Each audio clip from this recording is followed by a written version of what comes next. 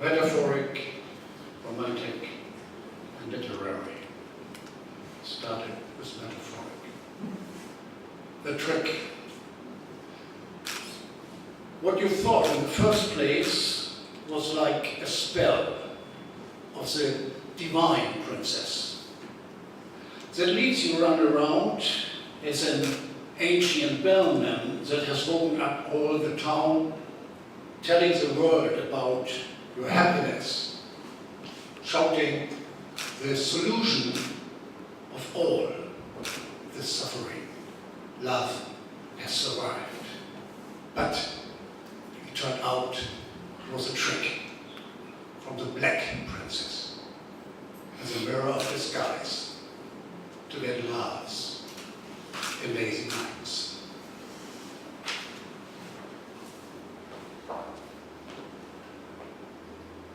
The new mythology behind religions, faiths, and mortality.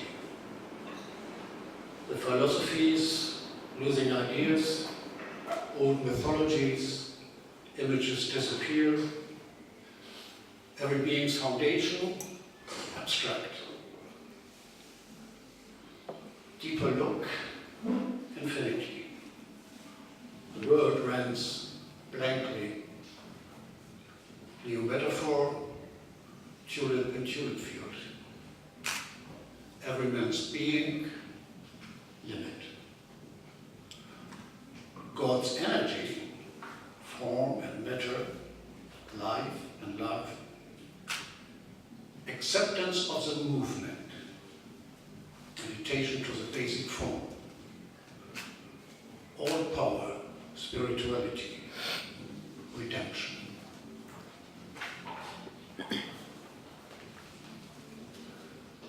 Time's wasting. I'm a bird without feathers, a singer without a voice. I do not fly, I do not sing, but longing for a lifetime. I'm a tree without branches, a flower without a bloom. I do not grow, I do not blossom, but longing for a lifetime. If I would be a bird, a singer, a tree, or a flower, I would not have wasted my potential for a lifetime as a man.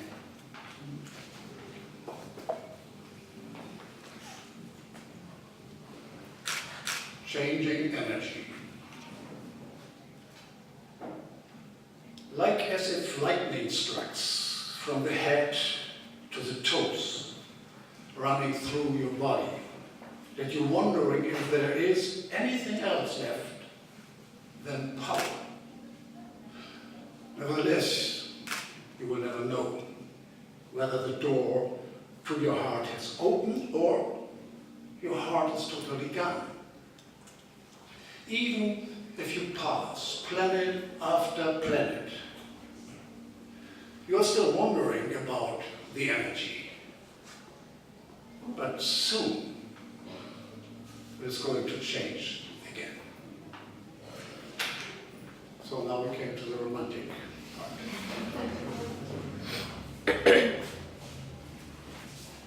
She told me, I asked for a phone. She told me. I asked for a post office. She told me. I asked for no more. She told me. With her eyes, she told me.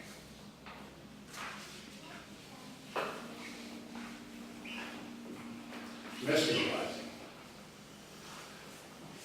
Under her spell, her mesmerizing voice softened and withdrew from his male fantasies, fading behind his closed eyes. With her whisper, he grew calm, taking deep breath, enjoying slow, gentle caresses. Having her intimately close, smelling her musky odor, feeling the moist of her lips, he drives away into the magic of a new experience.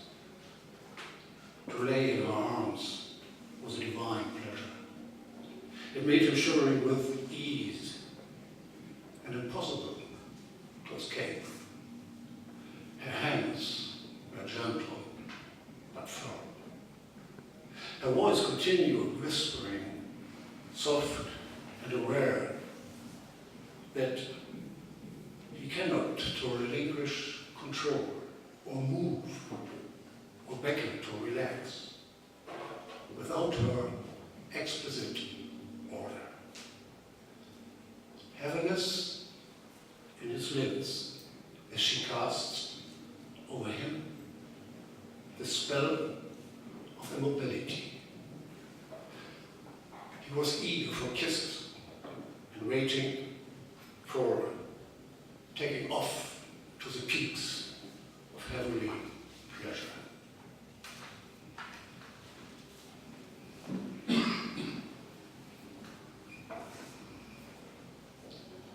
Little Rhodian palette,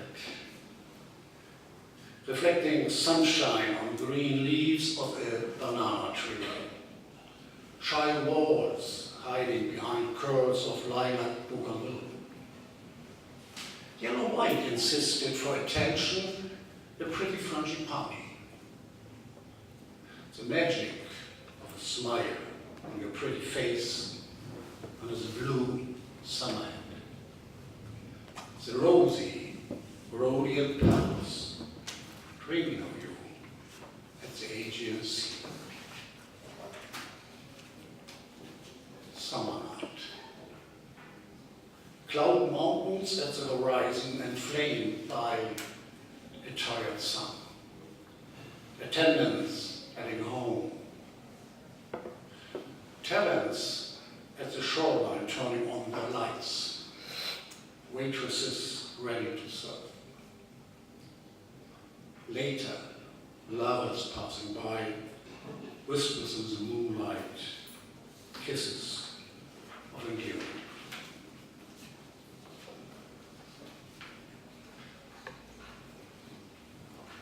And the last of the section is her pretty face. He first set eyes on her at the border, heading for the land of wisdom, and became acquainted while walking and riding, and it wasn't only him that, from time to time, was, amid the group, glancing at the pretty face. The first touch of her soft hand by accident made them laugh. Caused a serene mood, like a sunny island, in both their interests about literature, history, tasty food, and talks. And still, let him peek at her pretty face. On the returning path to their homes, carrying fate made them up, and her whisper, shall we sit together across the eagle's quivers of anticipation? So close, so long, so warm. But on the plane, he didn't dare to take her in his arm. Far better, under the mosaic ceiling at the next airport, led to the first embrace. After a last hooray with talks and coffee, that turned out this pretty face belonged to his missing part. The little arrow of the deity of love sailed thousands and thousands of miles and over water from north to south. Her touches and her warmth and the smile of her pretty face started to heal the cut. But the gods are still jealous of happiness. We're disturbing the atmosphere with power that throws in different directions. So, to beware of drowning, he swims night from night, looking for her pretty face on the other side. So, now, literary. That is what I'm working now on.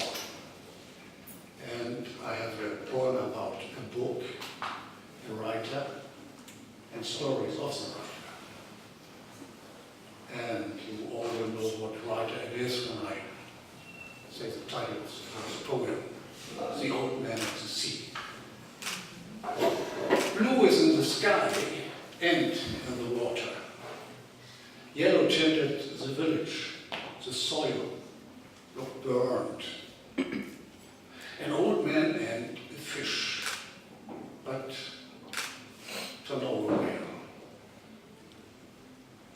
It seems the angels themselves have operated the printing press as the author gave his soul for one last time to an unforgettable book.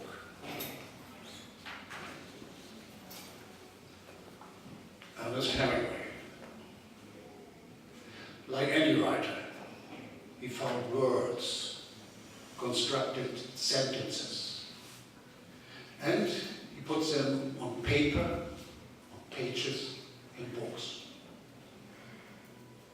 But he was one of the few that dived deeper and deeper in the ocean of understanding, founding the immortal words. Coming back to the surface, the discrepancy was intolerable. His true inner person couldn't survive in the world of reconciliation. Here, he has to hide his emptiness, pretending in daylight the nightmares of the cruelty of death as a strength of his life. This involved a lot of pretense, play acting, and talking himself up. And these character traits he possessed in abundance. As a young man already, he gave his soul to the deities of literature, who rewarded him over and over to find the words he was looking for. Indeed,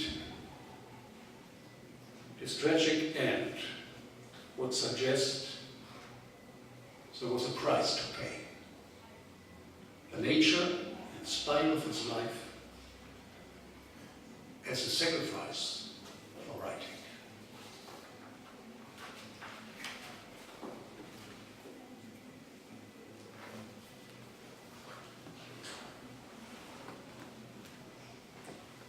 Horton Bay's names. Horton, the man from the north, looked around and intended for a better life with his family, he has to sail to the south. Yet, Lake Michigan is ocean-like water. To avoid another shipwreck, when the wind blows for 3 days, he left the boat and went on land. A second 3-day blows is seen as a sign of God, to stay on ground at the bay, even for years, alone as a family. Then the lumberjacks came, cutting trees, erecting mills, founding the town, named it after him, Horton. When the trees were gone, people left and took away what a mill makes a mill and a town a town. 5 houses left on the main road in a big grove of elm trees.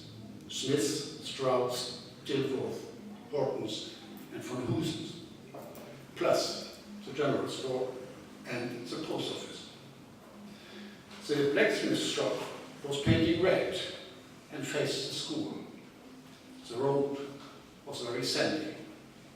But a migratory youngster wrote it down. The nature, the area, the town. Has his name carved on the firmament of understanding. Later, beyond the horizon, he lost his soul and missed what a heart makes a heart and a man a man.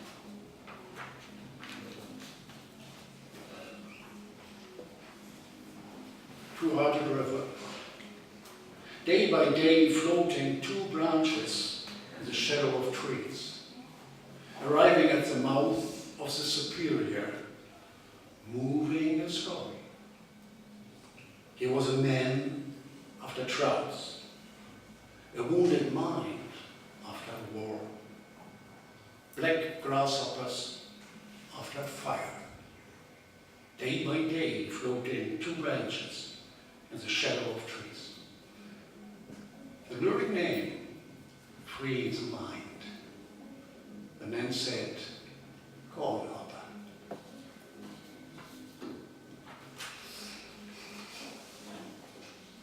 Indian camp.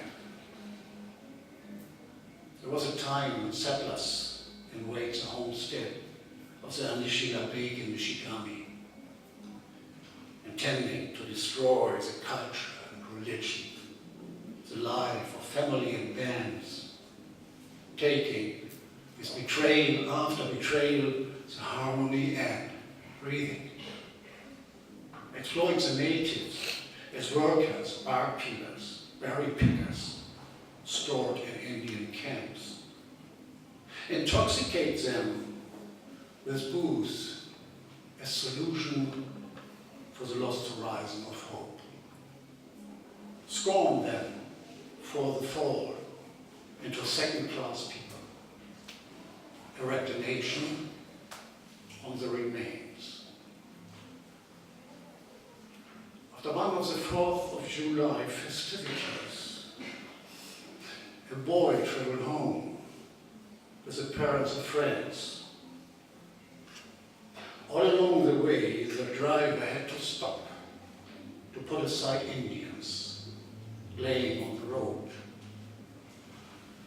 That's 9 of them, he says, just between here and the edge of the town. And his wife replies, them Indians. And the last, up in Michigan,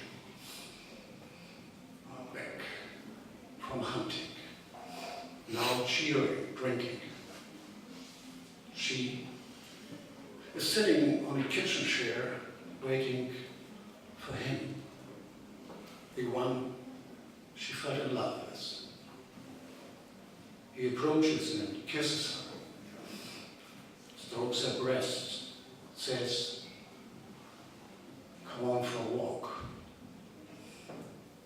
Down on the point at the bay, she says no to him, but to no avail. Heavy his body upon hers. Shortly after, he fell asleep. When she freed herself from the burden, she takes care, covers his body with her coat, tears in her eyes. Even the wail of innocence is torn apart. Her love does not stop. She tries to wake him, wants to talk,